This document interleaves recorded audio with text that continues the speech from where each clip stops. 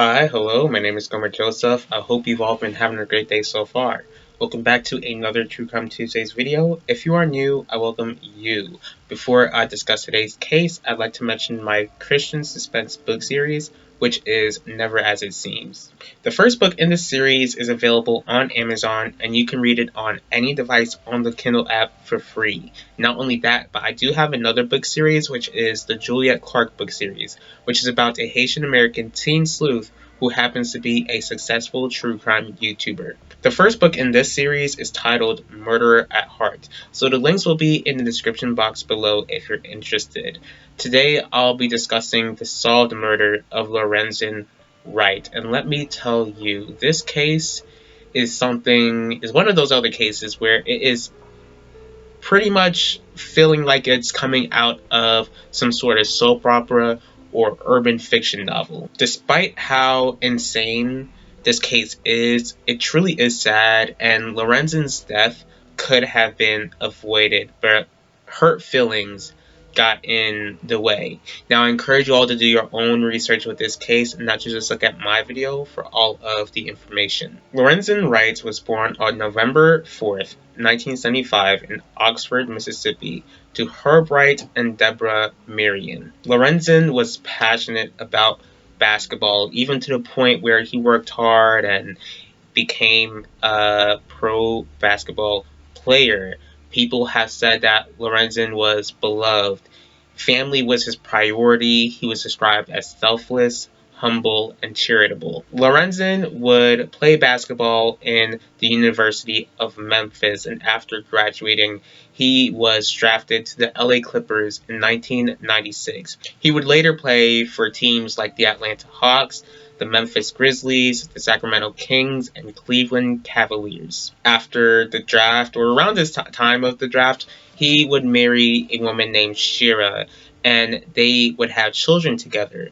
They had Lorenzen Jr., Lauren, Shamar, Sierra, Lamar, Sophia, Lawson, and they did have a baby girl named Simone Wright, but sadly she passed away due to SIDS, which is sudden infant death syndrome. And sometime after Simone's death, Lorenzen would start up the Simone Wright Scholarship in 2003 in tribute to his late infant daughter. Much later in his career, Lorenzen would have some financial difficulties. His finances took a huge hit. So bad, 2 of his houses were up for foreclosure. Not only were his finances dysfunctional, but so was his married life. Now, he had been with Sierra for a long time, and I would assume, life as a rich baller, you're in the NBA, you would most likely have temptations coming your way, and sadly, Lorenzen would yield to those temptations by being unfaithful to his wife Shira multiple times. When Shira found out, she was hurt, which is understandable, and it just was so bad they just ended up divorcing in February of 2010. And I believe that he retired from the NBA a year before the divorce. Even though Lorenzen would, I would assume that maybe he felt guilty, and there was a friend of his who pretty much mentioned how he was thinking about reconciling with his wife Shira, but sadly he would not get that chance. On July 18th, 2010, in Tennessee, a call was made to 911, but all the dispatcher heard was something very disturbing. There was no communication over the phone, but all the dispatcher heard were gunshots. What makes no sense to me, and I have never been to dispatcher school. I really don't know how long you get trained to be a dispatcher, but I just assumed that this type of stuff was common sense. The dispatcher didn't alert the police until 11 days after the call. Again, common sense would tell you that as a dispatcher, or even as a common citizen, you would notify the police right away if you heard gunshots when somebody was calling you and this person didn't, answer the phone themselves. So even when the police found out that, this call was made, they weren't much help because they couldn't really track the call. This call is made, and this is around the time that Lorenzen is nowhere to be seen or heard from. So the police, they have no idea about this eerie call because the dispatcher didn't tell them until 11 days later. So people in Lorenzen's life would report him missing 4 days after this call. Now, sometime after the police report was made, Shira claimed that Lorenzen left her house, taking a box of drugs and a lot of money with him. So back to the call. So eventually the call was traced, and on July 28th, 2010, days after the call was made, unfortunately, Lorenzen Wright's body was found in a wooded area. Now, family, friends, and fans were devastated by the sudden loss. And not only are they grieving the life of Lorenzen's short life, because he was only 34 when he was killed. So, again, this is a sudden loss, and not only are they mourning, but they're left questioning who took his life. An autopsy was performed, and what they found was really eye-catching. There were two different calibers found in Lorenzen's body, which also means that Lorenzen was shot by two different guns. 5 years after the murder took place, Shira wrote and published a novel, almost like a memoir about her toxic relationship with Lorenzen, and this book was called Mr. Call Me Anything. The details of this book was so crazy that it eventually caught the attention of an investigative journalist who spoke to Shira about this book, where she is written, or the character that's pretty much based on her is written as this bitter wife. And the investigative journalist was asking if all of these crazy scenes in the book actually occurred, and she admitted it. When the journalist asked Shira if she knew who could have killed or if she had anything to do with Lorenzen's murder, Shira didn't answer the question directly and answered that the police are responsible for finding Lorenzen's murderer. The investigative journalist will also ask Shira about the box of drugs that she claimed Lorenzen left with when she last saw him, but Shira claimed that she only saw him leave with a box, not a box of specific drugs. Now, I don't care how much time has passed, you would remember what you saw your late husband, take out of the house on his last day on Earth. So how in the world do you tell the police one thing but then tell the journalist something else?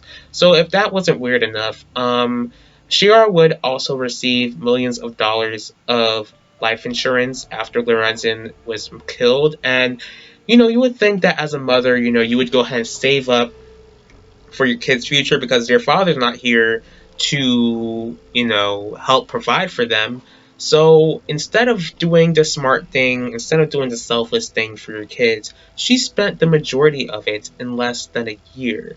Now, Lorenzen's dad, Herb, ended up going to court with her because of this. On top of that, Lorenzen, when he was alive, he had a personal assistant named Wendy, who would hear Shira, before the murder took place, she would hear Shira say that if she saw Lorenzen with another side chick or mistress, then she'd kill him. And, Wendy, this isn't, you don't really take that lightly, and she noticed how bitter Shira was, so she ended up recording this and saving it, just in case.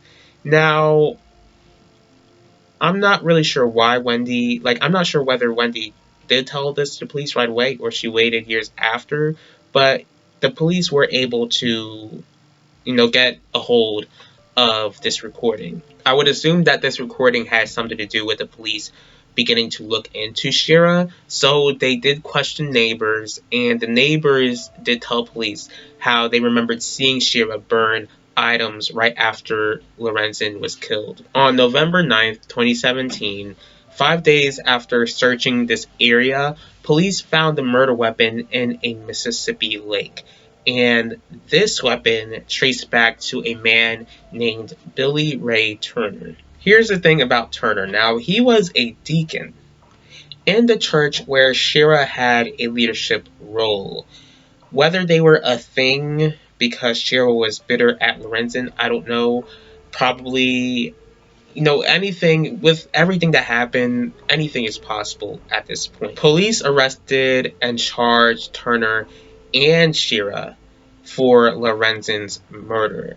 Now, Deborah, Lorenzen's mother, believes that the motive for her son's murder was to obtain Lorenzen's life insurance policy. So, they went through court, and Turner was served a 25-year sentence, and Shira was sentenced to 30 years in jail. I really don't know why they were given these sentences after killing a man, because when you take somebody's life, you're not able to give them back. You're not able to give back that life. So I'm trying to understand why they weren't sentenced to life in prison. What I'm going to say, I'm not trying to go ahead and excuse Lorenzen's behavior. What he did was absolutely wrong, but that doesn't mean that Shira had the right to kill him. Since she was this quote-unquote servant for the Lord, she should have known that God says in his word, "Vengeance is mine, I will repay, saith the Lord." When God says something in his word, there's always a reason. Shira let her hurt feelings and bitterness possess her, and it only ended up making her kids lose both of their parents. Now, once again, I get that Lorenzen was unfaithful and broke her heart, but all she had to do was leave him if she felt so unwanted by him and if she felt so angry with him. Honestly, she could have used this situation for good, but instead she used it for evil. Now, I do pray for Lorenzen's loved ones, even though they got the answers and these two are serving time in prison. Once again, it's not going to bring Lorenzen back. Like I said before, Lorenzen's kids basically lost both of their parents. Shira allowed her anger to affect her relationship with her kids. So I don't know if they forgave her at this point, but I know for sure that, if they didn't, it definitely wouldn't be easy for them to do so after the pain that their mother had caused them. I thank you all for taking the time of your day to watch this video. If you did like this video, please feel free to hit the like button. If you have any thoughts on this case at all, please leave your thoughts in the comments section below. If you'd like to see more videos from me, please feel free to subscribe and click the bell to be notified about the next video. If there's a certain true crime case that you'd like me to cover, go ahead and let me know. I will see y'all for next True Crime Tuesdays, and I will talk to y'all later.